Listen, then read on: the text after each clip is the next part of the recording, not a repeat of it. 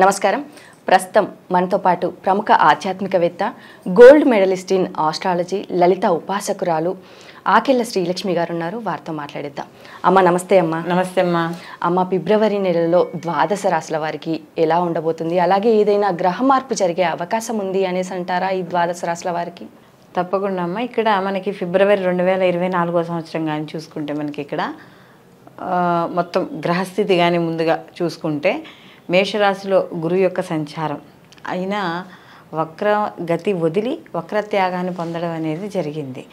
అలాగే మనకి కన్యారాశిలోకి వచ్చేటప్పటికి కేతువు, అలాగే ఈ మాసంలో మనకి శుక్రుడు, బుధుడు, కుజుడు కూడా మనకి ధనుస్సు రాశిలో ఉండి, అలాగే ఫిబ్రవరి 6న కుజుడు యొక్క మార్పు, తర్వాత బుధుడు 2 నుంచి 20వ తారీఖు వరకు కూడా, అంటే 2వ తారీఖు మార్పు చెంది మకరంలోకి, 2 నుంచి 20 వరకు ఈయన మకరంలో ఉండి తర్వాత కుంభంలోకి మార్పు చెందడం అనేది జరుగుతుంది.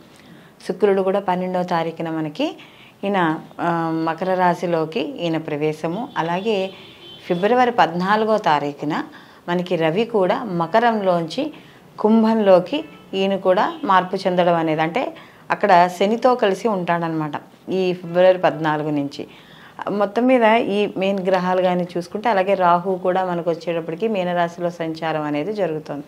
కాబట్టి ఈ గ్రహాల సంచారాన్ని అనుసరించి మనకి ద్వాదశ రాశుల వారికి శుభాశుభ ఫలితాలు ఎలా ఉంటాయి అని, అంటే ఎలా అంటే ప్రతి విషయంలోనూ తెలుసుకోవచ్చు. మనకి వృత్తి, ఉద్యోగం, వ్యాపారం, వివాహము, విద్యార్థులు, ఆర్థిక పరిస్థితి, కుటుంబము, ఇవన్నీ కూడా మనం ఈ ద్వాదశ రాశుల వాళ్ళకి ఇప్పుడు చెప్పుకుందాం. అమ్మ, సింహరాశి వారికి మరి ఫిబ్రవరి నెలలో ఎలా ఉండబోతుందో తెలియచేయండి. సింహరాశి వాళ్ళకి ఇక్కడ మనం చూసుకున్నప్పుడు వీళ్ళు సింహరాశి వాళ్ళకి ఈ మనకి ఇప్పటి వరకు షష్టమ స్థానంలో ఉండి తర్వాత సప్తమ స్థానంలోకి సంచారం చేయడం అనేది జరుగుతుంది. ప్రథమార్థం అంతా కూడా వీళ్ళకి ఈ రాశాధిపతే వీళ్ళకి షష్టమ స్థానంలో ఉన్నాడు కాబట్టి చాలా అనుకూలమైన ఫలితాలు గోచరించడం అనేది జరుగుతుంది. అలాగే వీళ్ళకి ముఖ్యంగా చూసుకున్నప్పుడు ఈ సింహరాశి వాళ్ళకి చతుర్థాధిపతి ఎవరైతే ఉన్నారో ఈ చతుర్థాధిపతి కుజుడు కూడా వీళ్ళకి ఉచ్చ స్థితిలోకి మారడం, ఇవన్నీ కూడా వీళ్ళకి అనుకూలం. అలాగే ఈ రాశిని గురువు తన విశేష దృష్టితో, పంచమ దృష్టితో చూడడము. అయితే ఈయన గురువు ఎలానో మనం చెప్పుకున్నదే వక్రత్యాగం పొందాడు, రుజుమార్గాన్ని వస్తున్నాడు ఆయన. ఎప్పుడైతే గురువు రుజుమార్గాన్ని వచ్చి సింహరాశిని చూస్తున్నాడో వీళ్ళకి నిజం చెప్పాలంటే అసలు అన్ని పనులు యందు కూడా వీళ్ళకి అనుకూలంగా ఉండడం అనేది జరుగుతుంది. వీళ్ళకి అంటే నెమ్మదిగా పనులన్నీ కూడా వీళ్ళకి ముందుకు వెళ్తాయన్నమాట.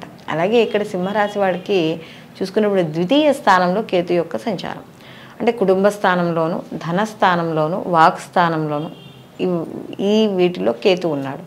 కాబట్టి ఆర్థికపరమైన విషయాల్లో కాస్త చిన్న చిన్న అప్ అండ్ డౌన్స్ కనబడుతూ ఉంటాయి. అంటే ఖర్చులు ఉంటాయి, ఆదాయము ఉంటుంది, కానీ కాస్త కొంచెం ఎదర వాళ్ళతో మాట్లాడేటప్పుడు, ఎందుకంటే కేతువు జ్ఞానకారకుడు, వైరాగ్యకారకుడు, కొంత నిరుత్సాహము, అంటే మొత్తం మీద నాకేమక్కర్లేదు, ఏముందిలే ఇలా అనుకుంటూ ఉంటాం కదా, దానికి సంబంధించిన వాడు కాబట్టి కొంత మధ్య మధ్యలో అంత పెద్ద ఆసక్తి లేకపోవడం, దేని మీద ఇంట్రెస్ట్ లేకపోవడం, ఇలాంటివి మధ్య మధ్యలో కనపడుతూ ఉంటాయి అన్నమాట.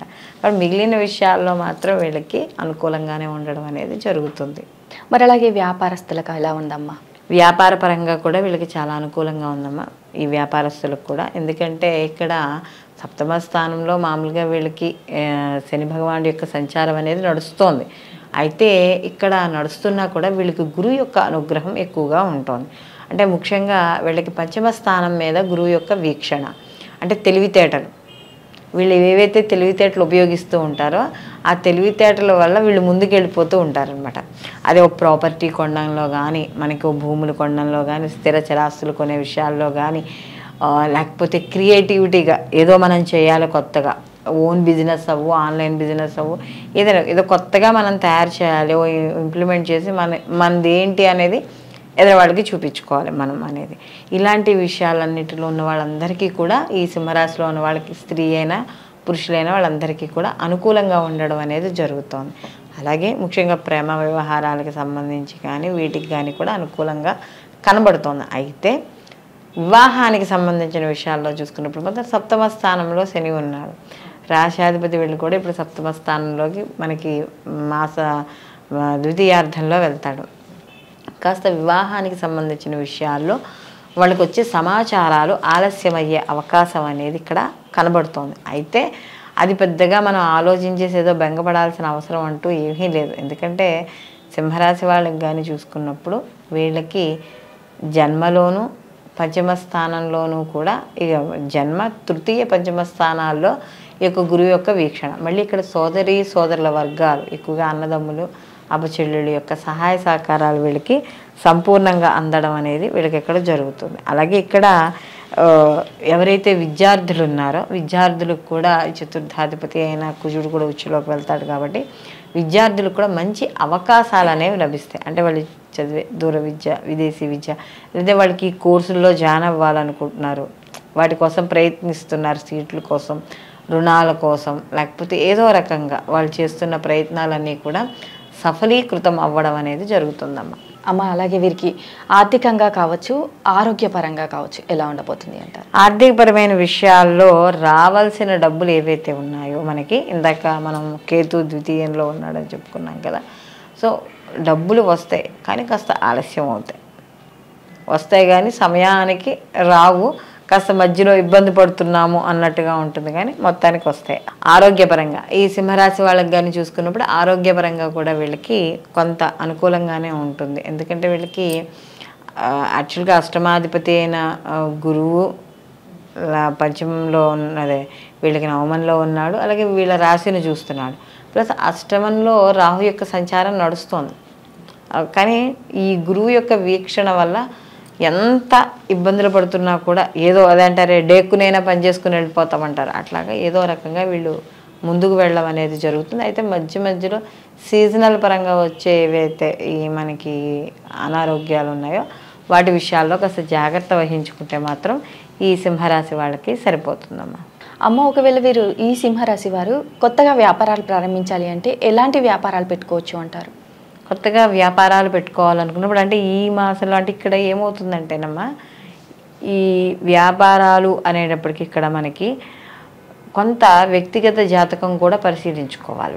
వీళ్ళకి ఏమి జరుగుతున్నాయి మహర్దశలు. అందుకనే మనం చెప్పేటప్పుడు కూడా ఏం చెప్తామంటే గోచార ఫలితాలతో పాటు జన్మజాతక ఫలితాలు కూడా తప్పనిసరిగా తీసుకోవాలి అని. ఎందుకంటే వాళ్ళకు ఉండే లగ్నాన్ని అనుసరించి వాళ్ళకి అలాగ అక్కడ ఉన్న గ్రహాల యొక్క వీక్షణను బట్టి దాన్ని బట్టి కూడా మనం ఈ యొక్క వ్యాపార పరంగా మనం చెప్పాలి. అయితే ఇక్కడ ప్రస్తుతం ఉన్న దాని ప్రకారంగానే చూసుకున్నప్పుడు వ్యాపారంలో కాస్త అప్ అండ్ డౌన్స్ అనేవి మాత్రం ఖచ్చితంగా కనపడుతున్నాయి ఇక్కడ.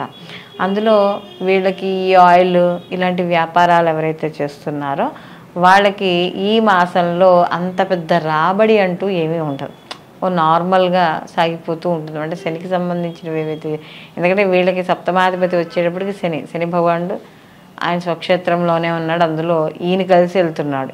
అంటే రెండు కూడా శత్రుగ్రహాలు, ఒకరికొకరికి పడదు కాబట్టి నిజంగా భాగస్వామి వ్యాపారం చేసేవాళ్ళు కూడా ఈ మాసంలో జాగ్రత్తగా ఉండాలి. అంటే ఏవో రాతలు కోతలు కాస్త తేడా రావడం, మాట పట్టింపులు రావడం, ఏవో చిన్న చిన్నవి వస్తూ ఉంటాయి కాబట్టి భాగస్వామి వ్యాపారాలు చేసే వాళ్ళు కూడా జాగ్రత్త వహించాలి. సంతానం విషయంలో ఎలా ఉందమ్మా? సంతానపరమైన విషయాల్లో మాత్రం వీళ్ళు కాసేం కాదు, కాస్త అనుకూలంగానే ఉంటుంది. ఎందుకంటే పంచమాధిపతి అయిన గురువు ఉన్నాడు కాబట్టి వీళ్ళకి నవమ స్థానంలో, కాబట్టి భాగ్యస్థానంలో ఉన్నాడు. భాగ్యస్థానంలో ఉన్న గురువు ఏం చేస్తున్నాడు, మళ్ళీ వీళ్ళని చూస్తున్నాడు కాబట్టి తప్పనిసరిగా వీళ్ళకి సంతానం అనేది కలుగుతుంది. సంతానపరంగా ఎవరైతే రకరకాల ప్రయత్నాలు చేస్తున్నారో అవన్నీ కూడా వాళ్ళకి సక్సెస్ అవ్వడం అనేది జరుగుతుందమ్మా. మరి ఈ సింహరాశి వారికి గృహయోగం ఉంది అంటారు? ఈ మాసంలో వీళ్ళకి గృహానికి సంబంధించిన విషయాలు, భూములు కానీ ప్రాపర్టీవి కానీ ఇలాంటివి ఏవైనా కొనాలనుకుంటే ఆ పనులు ముందుకు వెళ్ళడం అనేది జరుగుతుంది. ఎందుకంటే చతుర్థాధిపతి అయిన కుజుడు వచ్చి ఈ మాసంలో వీళ్ళకి మొదటి ఇంచుమించు వారం రోజులు తీసి పక్కన పెడితే మిగతా 2, 3, 4 వారాలు కూడా వీళ్ళకి ఈ మాసం అంతా కూడా ఉచ్చ స్థితిలో ఉంటాడు కాబట్టి వీళ్ళకి అనుకూలమైన ఫలితాలు ఇక్కడ గోచరించడం అనేది జరుగుతుందమ్మా. మరి అలాగే ఈ రాశి వారు చేసుకోవాల్సిన పరిహారాలు ఏంటమ్మా? ఈ రాశి వాళ్ళు ప్రతిరోజు కూడా ఆదిత్య హృదయ పారాయణ చేసుకోవడం, అలాగే ప్రతిరోజు కూడా లక్ష్మీ కరావలంబ స్తోత్రం, లక్ష్మీ నరసింహస్వామి కరావలంబ స్తోత్రం ఉంటుంది, దాన్ని చదువుకోవడం ద్వారా వీళ్ళకి కాస్త కొంత ఊరట లభిస్తుంది. అలాగే ఇక్కడ శని మరియు రవిలు కూడా కలుస్తున్నారు కాబట్టి కాస్త ప్రతిరోజు కుదిరితే వెళ్ళి నవగ్రహ ప్రదక్షిణాలు చేయడం, లేదు కుదరకపోతే కనీసం అక్కడ ఆ నవగ్రహాల దగ్గర దీపాన్ని వెలిగించి దీపారాధన చేసి రావడం ద్వారా కొంత ప్రతికూల ఫలితాలు తగ్గడం అనేది జరుగుతుందమ్మా. అలాగే అమ్మ, సింహరాశి వారికి ఫిబ్రవరి నెలలో ఎలా ఉండబోతుంది, అలాగే వీట్ చేసుకోవాల్సిన పరిహారాలు ఏంటి అనేసి చాలా చక్కగా వివరించారమ్మా. ధన్యవాదం. నమస్తే అమ్మా.